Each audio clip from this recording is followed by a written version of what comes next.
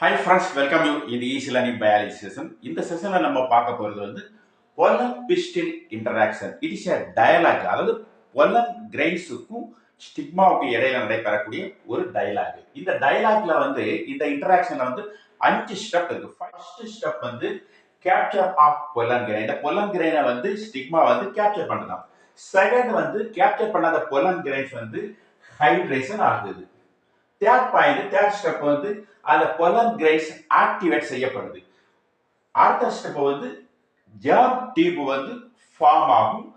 Sixth step அந்த germ tube pollen tube penetrate through the stigma. இப்படி ஒரு 5 step எதுல இருக்குன்னு கேட்டா pollen pistil interaction. நமக்கு தெரியும் அந்த ஸ்டிக்மா பொல்லனை கேப்சர் பண்ணக்கூடிய ஒரு லேண்டிங் சர்ஃபேஸ்.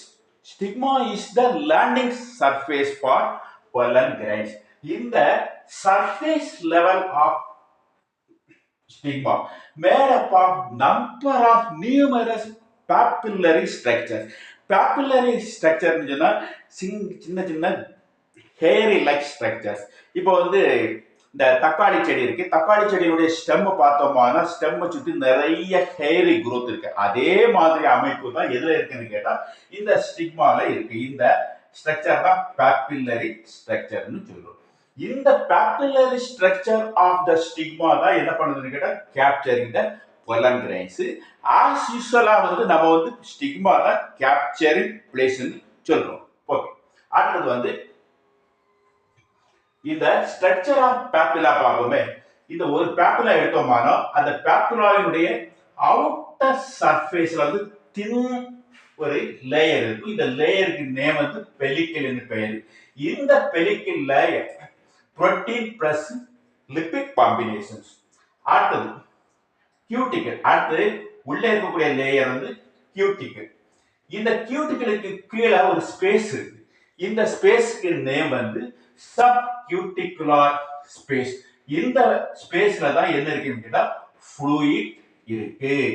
இந்த ஃப்ளூயிடுடைய important function very very important. இது என்ன பண்ணுதுன்னு கேட்டா pollen grains ஹைட்ரேட் பண்ணும். இன்னொன்னு பொல்லனுடைய ஸ்டிக்மாவை வெட்டாக எப்பவும் ஈரப்பதமாக மாற்றக்கூடிய ஒரு அமைப்பை பெற்றது இந்த ஃப்ளூயிடு. இதே மாதிரி இந்த பெலிக்கில்ல இருக்கக்கூடிய இந்த புரோட்டீனுக்கு ஒரு ஃபங்க்ஷன் இருக்கு, ரொம்ப ரொம்ப இம்பார்ட்டன்ட். என்ன ஃபங்க்ஷன் கேட்டா this protein which activate the cutinase enzyme present inside the pollen grains to form pollen tube. இந்த pollen grains-க்கு உள்ளாடி இருக்கக்கூடிய cutinase என்று சொல்லக்கூடிய என்சைமை மோட்டிவேட் பண்றப்போ germ tube ஜெர்மினேட் ஆகும். அதனால இந்த பெலிக்கில்ல இருக்கக்கூடிய இந்த புரோட்டீனுடைய ஃபங்க்ஷனும் இந்த சப்கியூட்டிகுலர் ஸ்பேஸ்ல இருக்கக்கூடிய ஃப்ளூயிடுடைய ஃபங்க்ஷனும் ரொம்ப ரொம்ப இம்பார்ட்டன்ட். இப்போ ஒரு விஷயம் தெரிஞ்சிடணும். ஸ்டிக்மா ஒரு gate keeper.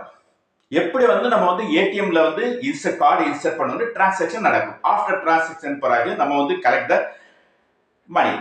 If there is no possibility, ஏதாவது எரர் இருந்தா ரிஜெக்ஷன் ஆகும். இதே மாதிரி தான் ஒரு pollen grain ரிஜெக்ஷன் என்ன பண்ண சொல்றோம்னா இன்கம்பேட்டபிலிட்டின்னு சொல்றோம். அதே மாதிரி ஒரு கரெக்ட் pollen என்ன சொல்றோம்னு கேட்டா compatibility. So the main role of stigma to recognize the correct pollen grains, either correct or wrong.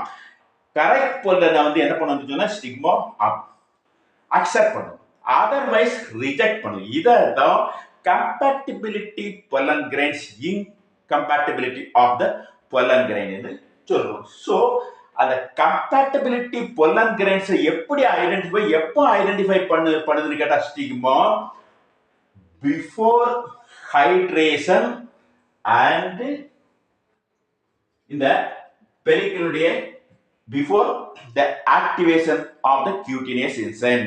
ரொம்ப ரொம்ப இம்பார்ட்டன்ட். pollen grains-ல இருக்கக்கூடிய cutinase enzyme மோட்டிவேட் பண்ணுவதற்கு முன்னாடி இந்த கியூட்டிகுலர் ஸ்பேஸ்ல இருக்கக்கூடிய fluid இந்த ஸ்டிக்மாவுடைய சர்ஃபேஸ வெட் பண்ணதுக்கு முன்னாடியே இந்த ஸ்டிக்மா என்ன பண்ணிருமா பொல்லன் கிரைன்ஸை ரிகாக்னைஸ் பண்ணிடும். அதர்வைஸ் என்ன பண்ணுவோம் ரிஜெக்ட் பண்ணிடும். இது ஒரு ரொம்ப ரொம்ப இம்பார்ட்டன்ட் பாயிண்ட். இந்த சப்கியூட்டிகுலர் ஸ்பேஸுடைய கீழே என்ன இருக்குன்னு கேட்டா பெக்டோ செல்லுலோஸ் வால் இருக்கு. அடுத்தது இந்த வந்து பிளாஸ்மா லெம்மா இருக்கு, லைக் ஆஸ் பிளாஸ்மா மெம்பரேன்.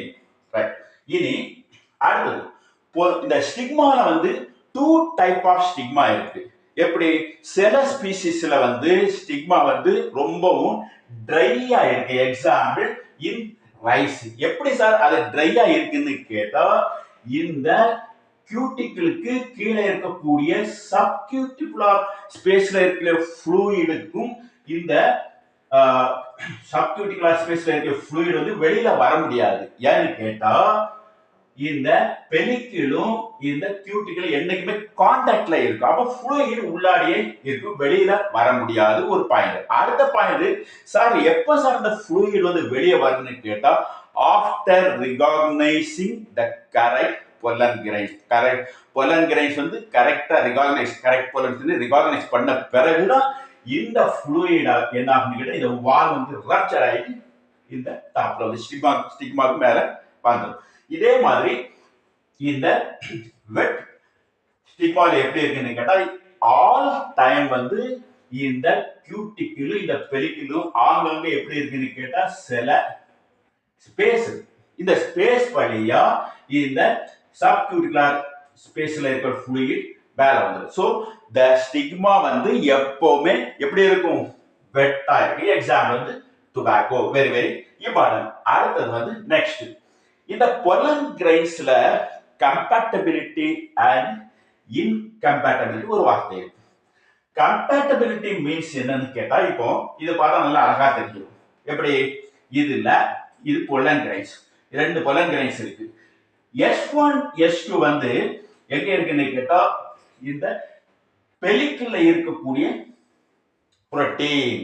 நான் வந்து ஆஸ் யூசுவலா ஸ்டிக்மா வச்சிடுவோமே, ரைட்.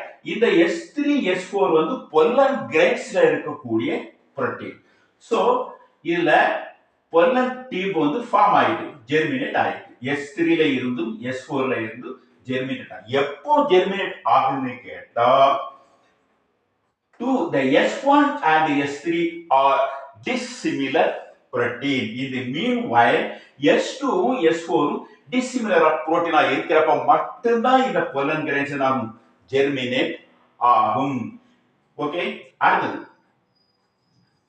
நெக்ஸ்ட் இதுல dissimilar protein. அப்போ it is one type of protein by one DNA and another S1 type of protein is another DNA. So dissimilar, genetically dissimilar. இந்த ரெண்டு protein எப்படிப்பட்டது genetically dissimilar.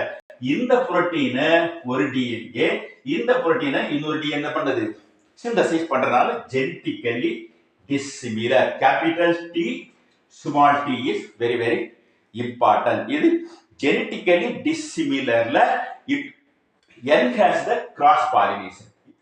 Next இங்க பாருங்க S3 என்று சொல்லக்கூடிய ஒரு பொல்லன் கிரைன் ஜெர்மினேட் ஆகுது. எப்ப ஜெர்மினேட் ஆகுதுன்னு கேட்டா இங்க பாருங்க S2 என்று சொல்லக்கூடிய dissimilar புரோட்டீன் எல்லாம் இருக்கு இந்த பெலிக்கிள்ல ஸ்டிக்மா ரீஜன்ல இருக்கிறப்போ mismatch cross pollination. Otherwise S1 என்று சொல்லக்கூடிய பொல்லன் கிரைன்ஸ் இதுல இருக்கக்கூடிய புரோட்டீனும் இந்த S1 ல இருக்கக்கூடிய புரோட்டீன் எப்படி இருக்கு சிமிலர், ஒன்னு போல இருக்கிறனால genetically similar. There is incompatibility. இதை என்ன சொல்லுவோம்னு கேட்டா செல்ஃப் இன்கம்பேட்டபிலிட்டி சொல்லுவோம். இதே மாதிரி இங்க பாருங்க S2 சிமிலர் புரோட்டீன், இதே மாதிரி S1 சிமிலர் புரோட்டீன். பெலிக்கிள் ரீஜன் ஸ்டிக்மால உள்ள பெலிக்கிள்ல இருக்கக்கூடிய புரோட்டீனும் பொல்லன் கிரைன்ஸ்ல இருக்கக்கூடிய புரோட்டீனும் சேமா இருந்தா செல்ஃப் இன்கம்பேட்டபிலிட்டி.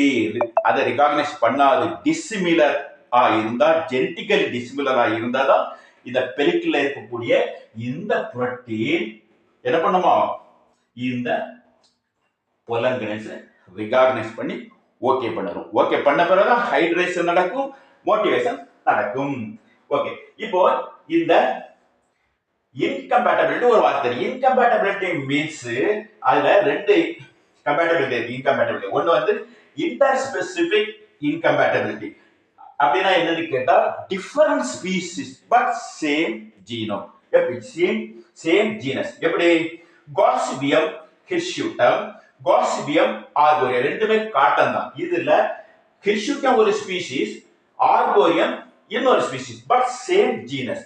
இந்த ஸ்பீசிஸ்ல இருந்து ஒரு பொல்லன் கிரைன்ஸ் வந்து ஆர்போரியத்துல வருது. அப்போ இந்த ஆர்போரியத்துல இருக்கக்கூடிய பிஸ்டில் இருக்கிற ஸ்டிக்மா ரிஜெக்ட் பண்ணிடுது. இதே மாதிரி பை சான்ஸ் ஆர்போரியத்துல இருக்கக்கூடிய ஒரு பொல்லன் கிரைன்ஸ் இந்த ஹிஸ்டூட்டுக்கு ஸ்டிக்மா வரப்போ ரிஜெக்ட் பண்ணிடும். இதுதான் என்ன சொல்லுவோம்? Inter specific incompatibility. இதே inter specific incompatibility, self incompatibility எதில் நடக்குதுன்னு கேட்டா intra specific in between the individuals of same species. For example, Gossypium hirsutum cotton இருக்கு. ஒரு காட்டன்ல உள்ள ஒரு இண்டிவிஜுவல்ஸ்ல இருந்து அதே காட்டன் ஸ்பீசிஸ்ல இன்னொரு இண்டிவிஜுவல்ஸ்ல வந்து கேபிட்டல் டி, இதே மாதிரி இங்கேயும் கேபிட்டல் டி இருந்து அந்த பொலன் கிரைன்ஸ் இந்த ஸ்டிக்மால வரும்போது ரிஜெக்ட் ஆகும். இததான் செல்ஃப் இன்கம்பேட்டபிலிட்டி. செல்ஃப் இன்கம்பேட்டபிலிட்டில இந்த பொலன் ஓவில் வந்து it does not fertilize, otherwise ஸ்டெரிலிட்டியா தான் இருக்கும். அந்த சீடை நம்ம வந்து சோயிங், அதாவது விதைச்சோம்னா இட் இஸ் ஸ்டெரிலிட்டி, முளைக்காது. தேங்க்யூ ஸ்டூடெண்ட்ஸ், நல்லா அண்டர்ஸ்டாண்ட் ஆயிருக்குன்னு நினைக்கிறேன். தேங்க்யூ.